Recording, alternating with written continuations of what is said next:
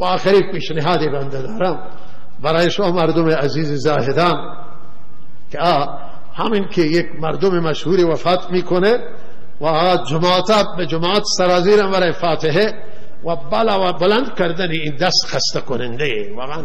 نه خدا گفته که شما دست را بلند کنید، نه حضرت رسول صلی الله علیه وسلم گفته، نه سنته. یکی از بندگان خدا رفته بود 3 ساعت من نشسته بودم، من ندیدم با کسی دیگه، گفت ما مردیم از بلند کردن دست. بابا این چه وضعیتی است؟ هر بار یکی داخل میشه 24 ساعت که نمیشه دست 24 ساعت تلاوت قرآن هم نمیشه. شما 3 ساعت نمیتونید قرآن بخوانید، شما 3 ساعت نمیتونید نماز بخوانید، شما نمیتونید خانه کعبه را طواف کنید. چه خبره؟ دست بلند هر کسی بیاد. این دست بلند کرده تو سطح بلوچستان نیست. ما هم که میرید با سنت همون نزدیکی، با شریعت اون نزدیکی. ولی هزار که بیان تسلیت ای خوبه، تسلیت سنتی. برید شما به تسلیت مردم تسلیت بگید. تو ای خیر کنی خودتون. چی ضرورته؟ که بلند میشم بالا میشه، اینم در سنت نیامده. بشینید دعا بکنید با همین طور که الله مغفرت کنه. هر کسی بلدی اندازه. یک بچه باشه بلدی میگه خدا مغفرت بکنه، خدا شما را اجر و صبر بده. امین کلمات در حدیث آمده. خدا گذشته شما را مغفرت کنه، شما را اجر و صبر بده.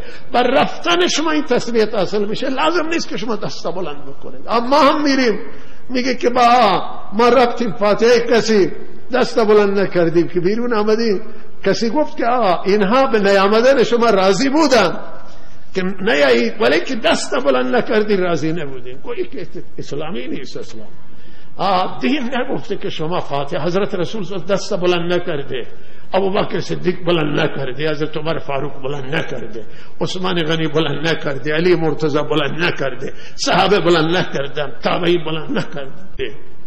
حضرت مولانا هم زود بلند میشه. ما گفته چرا اینقدر شما زود بلند میشی در فاتحه؟ گفت نمیتونم که هر گروهی داخل بشه دست بلند بکنم، تا که همه بدعت هم یک به اندازه باشه.